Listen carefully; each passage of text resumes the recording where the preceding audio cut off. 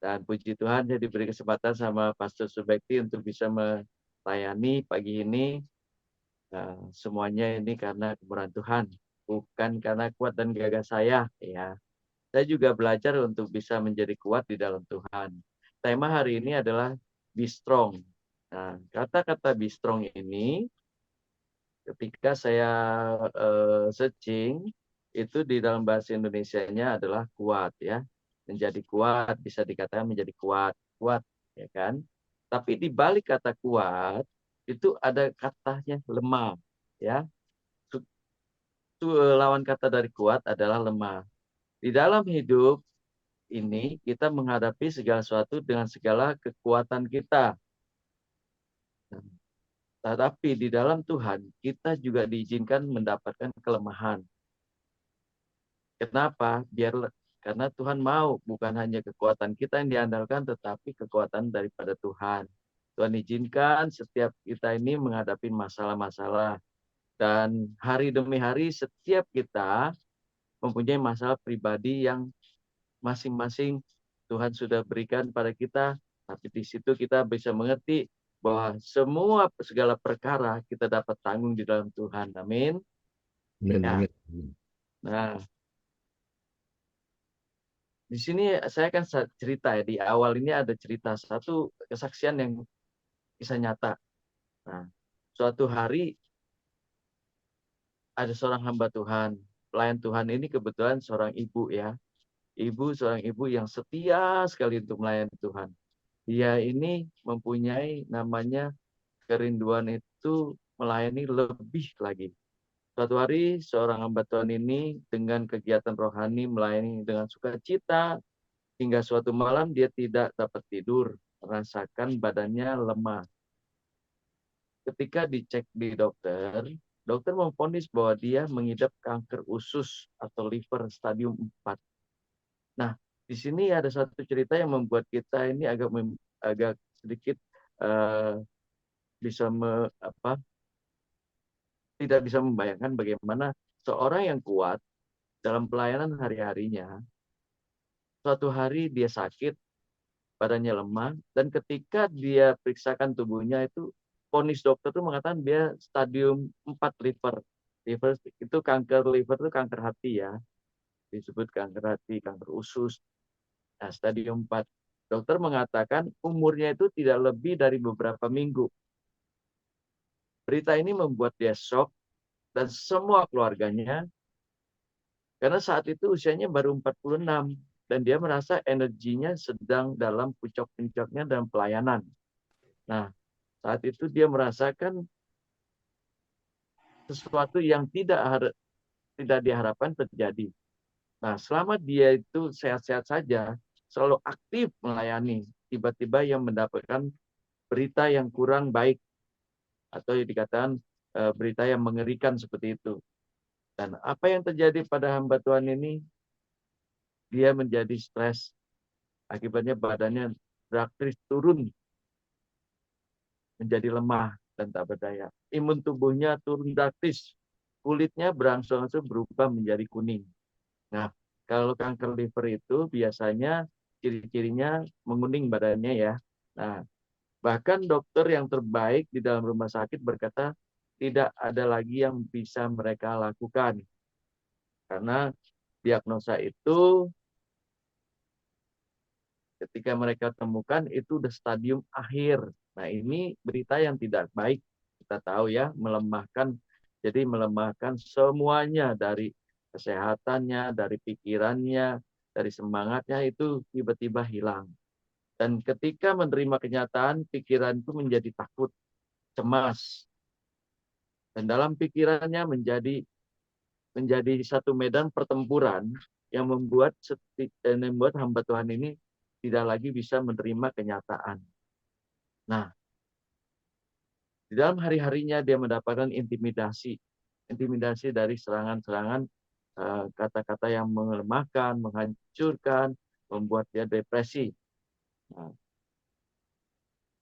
setiap hari khususnya pada malam hari ketika dia membaringkan tubuh, itu kata-kata intimidasi itu begitu kuat yang datang. Nah, ketika ketika iblis sudah mulai berkata-kata seperti itu, seorang hamba Tuhan yang tegar pun, saya yakin dan percaya ketika divonis eh, sesuatu yang tidak enak kita dengar, apalagi itu dikatakan stadium 4, sakit yang tiba-tiba tidak ada gejala, tapi vonisnya itu yang membuat eh, hamba Tuhan ini tidak bisa menerima.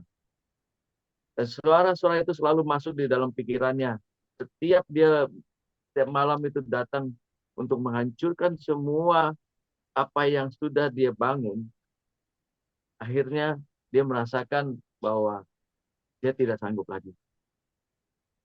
Dia tidak sanggup. Sampai dia timbul stres sekali. Badannya mulai menyusut drastis ya. Dan ini terjadi kalau kita secara manusia, kehidupan sehari-hari kita pelayanan, dan ini tiba-tiba terjadi sama kita. Saya rasa mungkin mirip ya. Kita akan stres, terutama stres, dan itu akan menjadi temperamen kita akan berubah. Bisa menjadi pemarah, bisa jadi kita tidak bisa terima, dan pokoknya banyak hal-hal yang negatif ya, akhirnya membuat dia lemah. Tetapi di dalam ketakutan setiap orang itu pasti ada sesuatu yang Tuhan izinkan segala sesuatunya ya. Di dalam keadaannya seperti itu, hamba Tuhan ini mempunyai alasan untuk khawatir, takut, dan putus asa. Setiap kali intimidasi itu menyerang di bagian bawah alam sadarnya. Sehingga setiap malam dia suka, kalau bahasa kita itu dikatakan mengigau ya. Dan ini bisa terjadi ketika serangan terus bertubi-tubi, tanpa sadar kita itu bisa ngomong sendiri. Dan biasanya itu bisa kalau orang bilang tuh berguman-guman ya. Nah, tiba-tiba suatu malam dia tuh merasakan bahwa serangan selama ini dia hanya bertahan, tapi dia ingat ketika firman Tuhan itu datang. Nah, di sini saya merasakan ada satu cerita yang membuat dia bisa menerima, tetapi dia juga bisa berbalik dari situasi dia tadinya kuat, terus lemah, tetapi dia menemukan jati dirinya di dalam Tuhan. Nah, tiba-tiba ada ayat firman Tuhan di dalam Matius 10 ayat 28. Saya akan bacakan di Matius 10 ayat 28. Sorry, saya tidak bisa tampilkan. Mungkin Pastor sebaiknya bisa bantu untuk firman Tuhan ini, supaya kita bisa baca bersama-sama. Lanjut aja, Pak. Matius 10 ayat 28. Matius 10 ayat 28. Nah, saya akan bacakan ya. Firman Tuhan berkata, dan janganlah kamu takut kepada mereka yang dapat membunuh tubuh, tetapi yang tidak berkuasa membunuh jiwa. Takutlah terutama kepada Dia yang berkuasa membinasakan baik jiwa maupun tubuh di dalam neraka. Satu firman Tuhan ini membuat dia mengerti dan menjadikan satu motivasi dari dalam dirinya, yaitu Roh Kudus yang di dalamnya itu menyala-nyala. Dan dia mengerti akan hal ini saat intimidasi itu datang dan mau masuk dalam pikirannya dan menyerang, dia tidak lagi membiarkan pikiran-pikiran intimidasi itu masuk. Dan dia berkata, cukup, kamu sudah tidak lagi bisa mengintimidasi aku. Dan dia katakan, kamu tidak diterima di sini. Saat keraguan mengetuk dan berbisik, kamu dengar laporan itu, dokter yang terbaik saja tidak bisa berbuat apa-apa. Dan di sini ketika hamba Tuhan ini mendengar firman Tuhan itu, dia katakan gitu, dia tidak mengizinkan pintu pikirannya dikuasai oleh setan. Nah, seringkali saya perhatikan dalam hidup ini, kalau kita mendapatkan suatu masalah, kita selalu berpikirannya, terutama negatifnya itu lebih dulu kita prioritaskan. Tetapi ketika kita tahu firman Tuhan, kita harus tahu bahwa firman Tuhan itu selalu menguatkan, karena dia tidak pernah membuat pengikut daripada Kristus itu menjadi lemah. Karena di dalam Yohanes 10 ayat 10 dikatakan gini, iblis datang untuk mencuri, membunuh, dan membinasakan. Tapi Kristus datang untuk memberikan hidup, dan hidup yang berkelimpahan dan berkemenangan. Ya. Nah, sejak saat itu dia mulai berpola berpikir yang berbeda. Nah, ini saya mendapatkan setelah saya membaca, mendengar dengan kesaksian ini, bagaimana seorang yang tadinya kuat, yang merasa kuat dan merasa sehat dan merasa semuanya tidak ada masalah, tapi ketika Tuhan izinkan sesuatu itu datang, yang saya tahu itu pasti tidak enak, dan di mana kehidupannya itu menjadi taruhan. Bapak Ibu, kalau Bapak Ibu menghadapi seperti hamba Tuhan ini, saya rasa dalam waktu tiba-tiba itu hanya divonis 3 minggu atau 4 sebulan lah waktunya. Kira-kira apa yang Bapak bayangkan, Bapak Ibu bayangkan? Saya rasa sama ya, akan menjadi hal-hal yang wah tidak pernah kita bayangkan. Yang tadinya kita berkeinginan melihat cucu ataupun umur panjang dalam semangatnya pelayanan, tapi di situ ada satu yang Tuhan iblis itu tidak senang, dia menyerang. Nah, dia mulai menjaga pikiran-pikiran dan mulai menselektif, memilih apa yang baik dan yang bagus boleh masuk dalam pikirannya. Nah, ini yang menjadi kekuatan titik balik. Nah, ketika kita mengerti bahwa semuanya kita itu tidak boleh hanya bertahan saja, dan ini saatnya posisinya dibalik, keadaan yang tadinya lemah, berbalik kita menjadi seorang yang penyerang. Nah, ini saya melihat salah satunya bahwa kita tidak bisa berdiam diri ketika kita mendapatkan intimidasi. Tuhan inginkan kita berdiri tegak dan bangkit karena firman Tuhan yang menguatkan kita.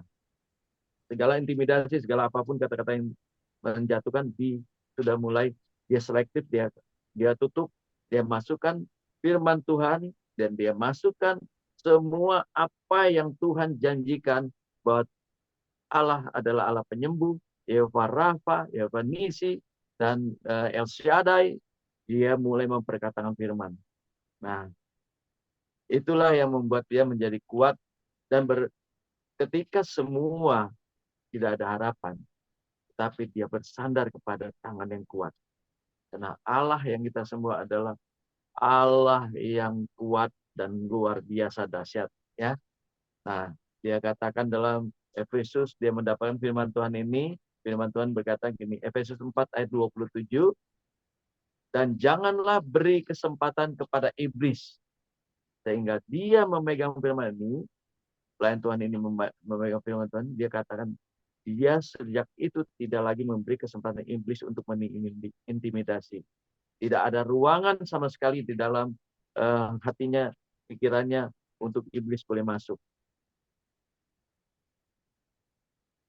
Pertahanan yang terbaik adalah menyerang. Nah, di sini firman Tuhan juga dikatakan di dalam Mazmur 118 ayat 17 dan 18. Mazmur 118 ayat 17 dan 18. Dikatakan begini, aku tidak akan mati, tetapi hidup. Aku akan menceritakan perbuatan-perbuatan Tuhan. Tuhan telah menghajar aku dengan keras, tapi dia tidak menyerahkan aku kepada maut. Dan dia katakan, oleh bilur-bilur Yesus, aku sembuh. Hamba Tuhan ini menerima kesembuhan hari demi hari. Dan ajaibnya, ketika dia divonis waktu itu umurnya 46 tahun.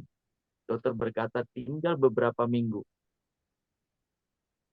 Dan ketika dia menerima firman Tuhan dan menjadi kuat, beransur-ansur segala sesuatu yang tadinya negatif mulai menjadi positif. Dan semua dikatakan sama dia berkata pada saudaranya, baik itu temannya, baik itu anaknya, semua dikatakan tidak ada yang boleh berkata tentang hal yang negatif tentang penyakitnya. Dia hanya boleh mengatakan semua sudah baik dan kata-kata baik. Dan ini dia katakan, dia saksikan apa yang terjadi, seluruh kelemahan tubuhnya, imun tubuh yang tadinya ngedrop, itu berangsur-angsur selnya itu hidup kembali. Nah, ini yang membuat di mana dia mengubah kelemahan menjadi kekuatan dalam Tuhan. Nah, dari kelemahan menjadi kekuatan. Temanya sebenarnya kekuatan, ya kan? Dikatakan kita be strong, kuat. Tetapi dalam cerita ini Tuhan izinkan di balik kita yang strong itu ada sesuatu yang lemah. Nah, dia mengubah sesuatu yang tadinya negatif menjadi positif. Dan sekarang umur hamba Tuhan ini 84 tahun. Dahsyat kan? Nah, dari 46 tahun divonis dokter tidak ada harapan. Tetapi ketika dia menemukan kebenaran dan kebenaran itu memerdekakan dia percaya bahwa yang dia sembah dan dia percaya bahwa Yesus sanggup menyembuhkan dan memulihkan keadaannya. Manusia boleh mereka-reka yang jahat, tapi Tuhan mempunyai satu masa depan, rencana masa depan penuh harapan. Amin. Dan yang luar biasa saya dengar itu saat ini umur masih hidup beliau ini. Umur 84 tahun. Dia sudah melihat cucu, dia sudah melihat cicit, dan dia sudah melayani Tuhan bahkan lebih daripada umur 46. Nah, dari cerita ini mewakili kehidupan kita sehari-hari. Kalau kita tidak membuka pintu untuk hal yang negatif, maka kita akan melihat perkara ajaib yang kita terima dari Tuhan.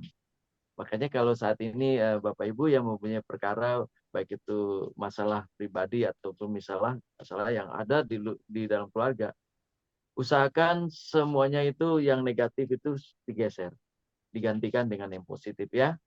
Karena di dalam Efesus dikatakan gini, Efesus 6 ayat 10. Efesus 6 ayat 10 dikatakan, akhirnya hendaklah kamu kuat di dalam Tuhan, di dalam kekuatan kuasanya. Nah, ini yang membuat hamba Tuhan ini menjadi orang yang berbeda. Bahkan dia lebih kuat lagi dibanding yang dahulu. Tuhan sanggup mengubah sesuatu menjadi yang lebih baik. Amin. Nah, karena kita tahu kita belum selesai di dunia ini. Dan Tuhan juga belum selesai dengan kita. Tuhan izinkan segala sesuatu terjadi. Tuhan mau tahu apakah engkau berharap pada Tuhan atau engkau mengandalkan manusia. Mengandalkan dokter, mengandalkan orang lain, dan mengandalkan. Tuhan inginkan kita bahwa kita mengandalkan Tuhan. Karena firman Tuhan berkata, terkutuklah orang yang mengandalkan manusia. Tapi berbahagialah orang yang mengandalkan Tuhan ya. Jangan seperti mempunyai sayap Raja Wali yang baru bisa terbang tinggi, kuat ya. Dan menghadapi badai. Itu dahsyatnya di situ Tuhan kita ya. Nah, saya tidak panjang lebar tentang firman Tuhan, tapi saya akan membagikan di dalam firman Tuhan ini tentang Efesus 6 ayat 10 itu bicara tentang namanya tentang perlengkapan senjata rohani, Bapak Ibu. Karena kalau kita tahu tentang kekuatan di dalam dunia ini, kita akan melawan namanya penghulu-penghulu ya. Penghulu-penghulu. Kita harus tahu dan itu real, Bapak Ibu. Saya mau kasih tahu itu real dan itu nyata. Karena Tuhan katakan peperangan kita bukan melawan darah dan daging. Tetapi Tuhan izinkan supaya kita itu mengenakan seluruh perlengkapan senjata Allah. Supaya kamu dapat bertahan melawan tipu muslihat iblis. Nah ini ada di Efesus 6. Bapak Ibu, kita akan baca sama-sama. Saya akan bacakan Efesus 6 ayat 10, 11, 12, sampai 13, 14 ya. Ini saya akan bacakan bertahap. Nanti Bapak Ibu mendapatkan satu firman Tuhan yang hidup. Silakan untuk di-sharingkan ya. Karena ini akan saya bacakan. Setelah saya bacakan, saya akan akhirin dan kita akan sharing ya tentang perlengkapan rohani judulnya. Nah, saya akan bacakan. Akhirnya hendaklah kamu kuat di dalam Tuhan, di dalam kekuatan kuasanya. Kenakanlah seluruh perlengkapan senjata Allah, supaya kamu dapat bertahan melawan tipu muslihat iblis. Karena perjuangan kita bukanlah melawan darah dan daging, tetapi melawan pemerintah-pemerintah, melawan penguasa-penguasa, melawan penghulu-penghulu dunia yang gelap ini, melawan roh-roh jahat di udara. Sebab itu ambillah Nah, inilah yang membuat dia kuat. Sebenarnya dari hamba Tuhan ini ada satu ayat menguatkan.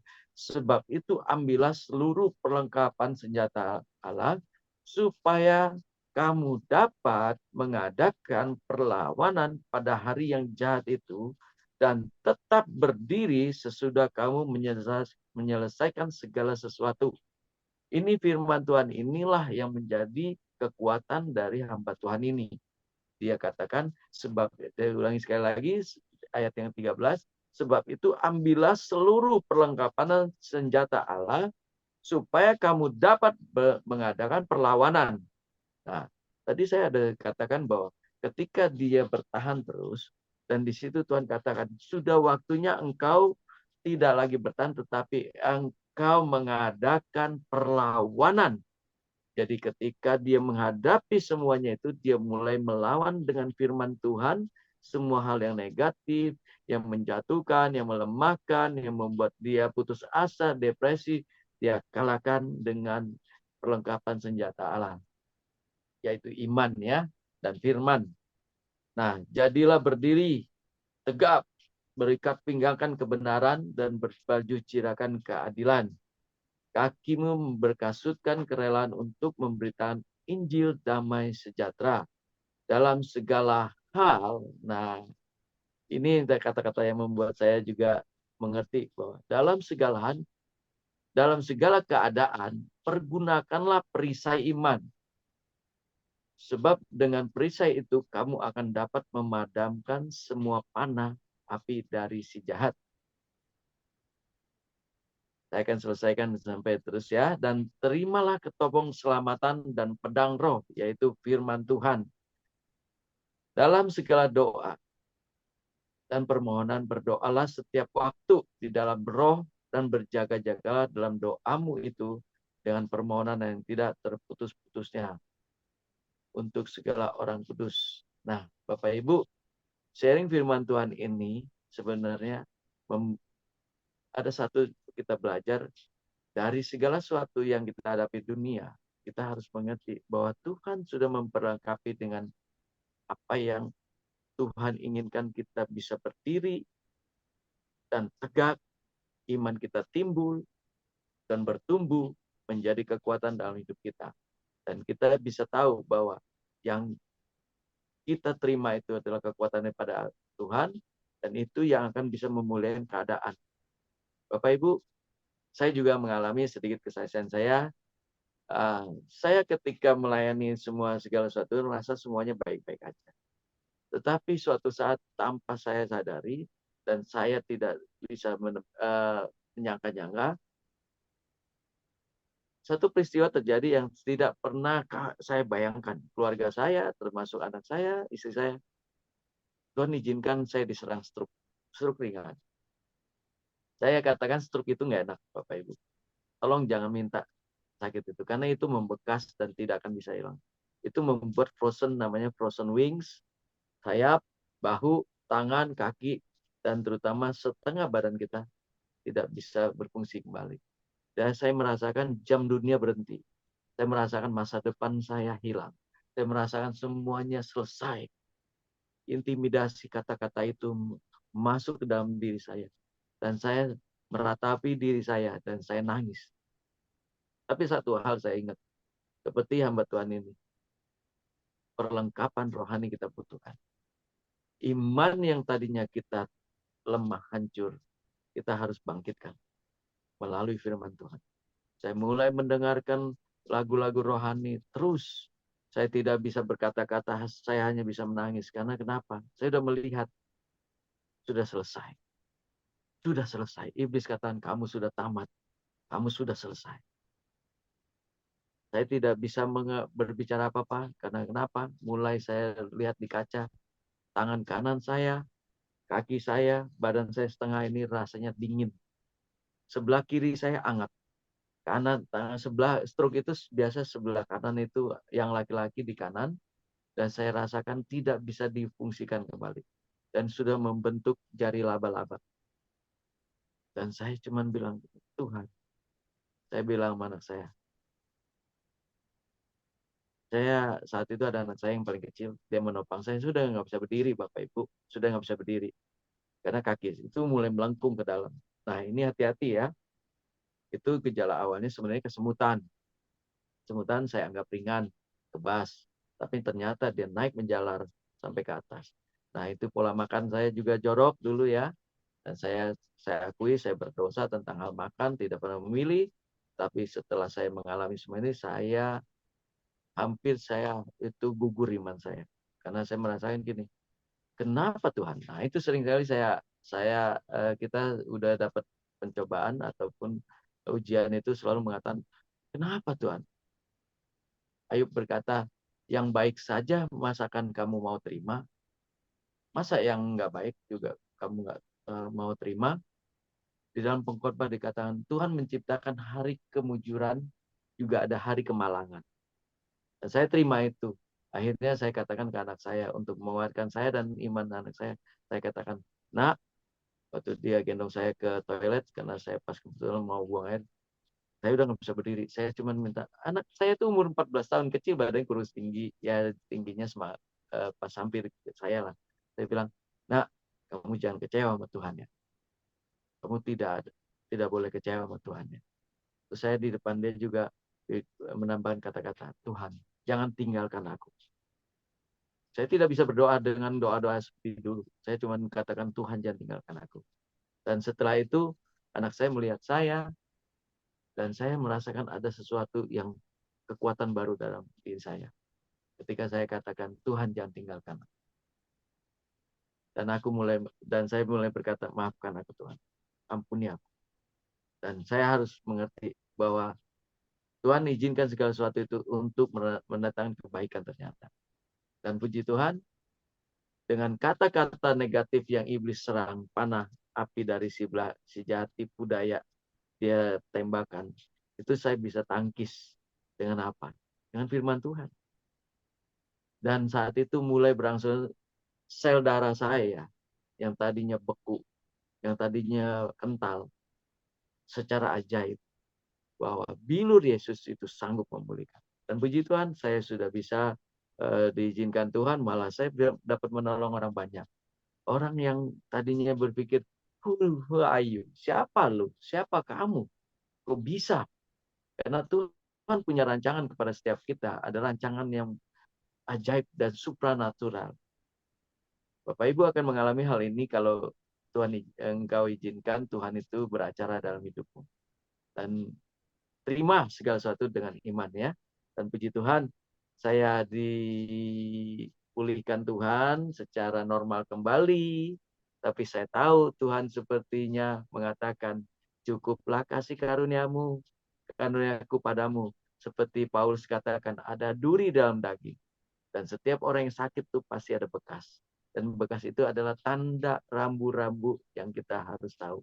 Ya, tapi kita percaya tema hari ini, kekuatan kita bukan dari kekuatan manusia, tetapi kekuatan daripada firman Tuhan yang ada di dalam kita.